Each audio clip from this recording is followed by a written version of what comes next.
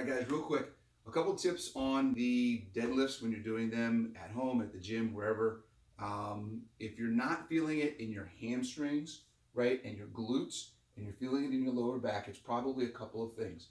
The first thing you want to think about is actually hinging at the hip. You're making sure that you're pushing your hips back, and then as you go down, you keep that tension here the whole time. You don't let your back take over. How do you know if you let your back take over? Your back takes over when you start feeling that rounding, you start losing this, and you start bending at the lower back. When you start bending at the lower back, that means you need to stick your butt out, try to touch the wall behind you, and focus on making sure it's here.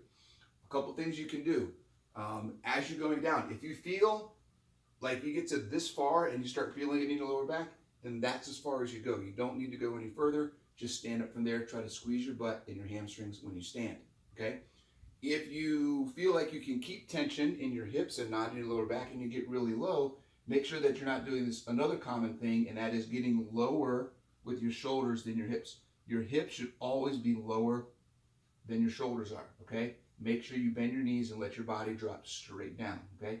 Not like this, because this is a squat, but your body straight down. You should be parallel with your chest a little higher, okay? Um, Keeping your abs tight is another way. The more you can squeeze and pull in here, the more you're going to lock your core down and force your hips to do the work, okay?